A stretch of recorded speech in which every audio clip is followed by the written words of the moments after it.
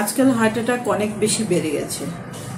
অনেকেরই দেখা যাচ্ছে একদম ইয়াং এজে হার্ট অ্যাটাক হচ্ছে, আর তারপর ওদের হার্টে এনজিওপ্লাস্টি করতে হচ্ছে। তো অনেক পেশেন্টই যারা খুব কম বয়সের, ওরা আমাকে জিজ্ঞেস করে, হার্ট অ্যাটাক হলেই কি স্ট্যান্ড বসাতে হবে ম্যাডাম? আনসার হলো না।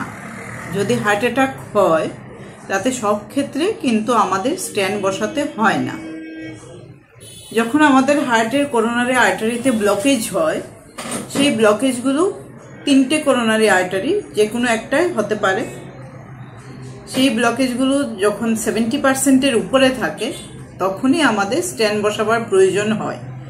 কিন্তু রিসেন্টলি একটা খুব নিউ টেকনিক এসেছে, যেটাকে ড্রাগ কোটেড বেলুন বলা হয়। এই যে ড্রাগ কোটেড বেলুন, এতে আমাদের যে বেলুনটা থাকে সেটা কিন্তু মেডিকেটেড। এর মধ্যে স্পেশাল একটা মেডিসিন থাকে, যেটা পেক্লিটেক্সেল বা সিরোলিমাস গ্রুপের মেডিসিন হয়। এই মেডিসিনগুলো হার্টের আর্টারির ভেতরে গিয়ে ওখানে ব্লকেজ যেটা থাকে সেটাকে প্রথমে তো সেই ব্লকেজকে কমায়, আর তারপর যাতে ওখানে নিউ ব্লকেজ না হয় তারও কিন্তু ব্যবস্থা করে।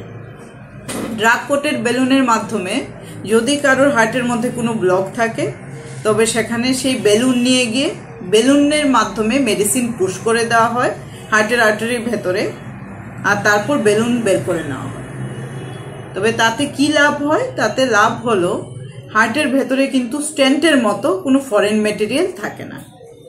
তো এই যে আমি বললাম ড্রাগ কোটেড বেলুন বা ড্রাগ এলোটিং বেলুন, এটা খুবই নিউ টেকনিক, যার মাধ্যমে আমরা হার্টের ব্লকেজ ওপেন করতে পারি, কিন্তু তাতে হার্টের ভেতরে কোনো স্ট্যান্ট বা অন্য কোনো ধরনের ফরেন ম্যাটেরিয়াল থেকে যায় না।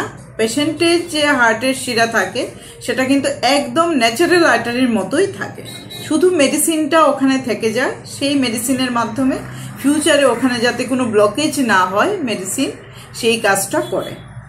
তো এটাই আমি বলবো, যারা আমাকে জিজ্ঞেস করে হার্টে ব্লকেজ হলে সবসময় এনজিওপ্লাস্টি করে স্ট্যান্ড বসাতে হয় কিনা, তার আনসার হলো সবসময় স্ট্যান্ড বসাবার প্রয়োজন নেই।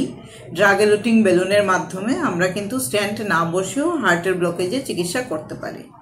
এতে পেশেন্টের লাইফ এক্সপেক্টেন্সি অনেক বেড়ে যায়, পেশেন্টের খুব বেশি দিন ওষুধ খাবারও প্রয়োজন পড়ে না, আর পেশেন্ট একদম আগের লাইফস্টাইলে ফিরে যেতে পারে। আপনারা সবাই ভালো থাকুন, সুস্থ থাকুন, নিজের হার্টের যত্ন রাখুন।